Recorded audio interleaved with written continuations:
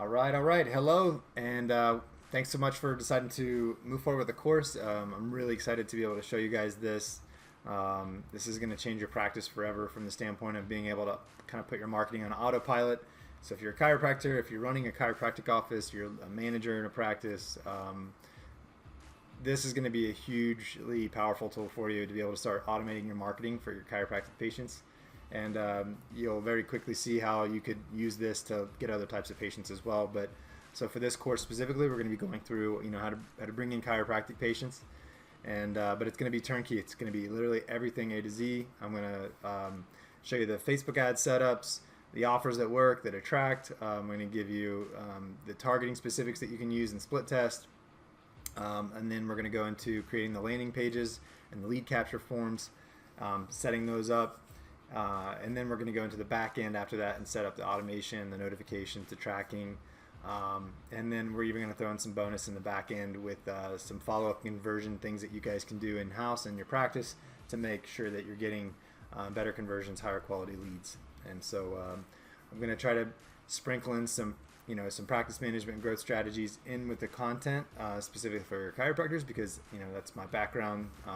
We grew a really successful practice, still growing it in fact, and these same exact systems and tools have worked really well for us, so I'm going to be sharing those with you.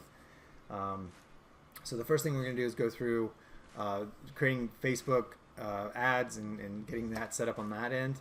But before we go into actually the technical side of setting everything up, the first thing we got to do is kind of start to dive into creating your offer and targeting your ideal clients, right? And so Facebook allows us to do that pretty nicely. Facebook has a hugely powerful platform with 2.2 billion users. And the reason why marketers like it and guys like me like it is because of the targeting capabilities. We're able to set in specific targeting features for people that have jobs or interests or income, and we're able to make sure that the leads that or the people that are seeing your ads are qualified. And as a result of that, we can get really low cost per lead. And a lead is someone that is interested in your offer and they're willing to give information in exchange for it. So name, email, phone number. Other obviously big benefits of Facebook is it's a huge platform that continues to grow, always updating their features, and so definitely the platform of choice right now, and this could change in the future. But what you're going to see is as we go through this whole process, no matter what platform you want to use, the rules are still the same. Okay, and I'll explain in a minute. Just kind of again reiterating why Facebook is kind of the choice tool right now for this. Facebook and YouTube, Instagram being owned by Facebook also gives you some leveraging opportunities. So we can talk about that later. Now here's the tick. I know a lot of, again, some of you still may be kind of skeptical about Facebook, if it's going to work or not. I promise you it works, but certain things have to be in place for the Facebook to work for running ads and creating offers. The first thing is you have to make sure the right people that are seeing your ads are qualified and they're interested in your care. You got to make sure the offer is actually good and something that people want. Most of the time, I see guys that are trying to run their own ads, or the problem is the actual offer isn't very attractive. The doctor thinks it is, and they find value in it, but it doesn't matter what the doctor thinks. It's perceived value. It's you. So whoever your buyer is, whoever your customer is, they're the ones that matter. So it's really important to create offers that actually attract something that people want.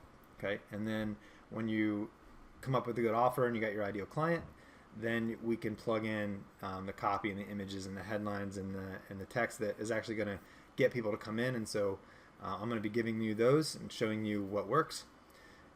It's really important to make sure there's a call to action in there, so you're telling them what to do to get the offer. And then you want to drive those those leads and that traffic to a landing page or a form. You don't want to just send them to your website and try to let them figure it out on their own. You want to make sure that it's a smooth transition. It's an easy process for them. Everything matches and looks linear. Okay. This is just kind of a quick list of Facebook's targeting capabilities. I'm going to provide a copy of this in the course, so you should see a link where you can access this and download it, and it's just kind of a nice little tool to keep in mind to reference when you want to go in and look at targeting. This list updates all the time. Facebook's always adding and taking things away. This just gives you an idea of how detailed you can target. So it's pretty awesome. All right, so the first step is we're going to go through the who what statement. It's really important.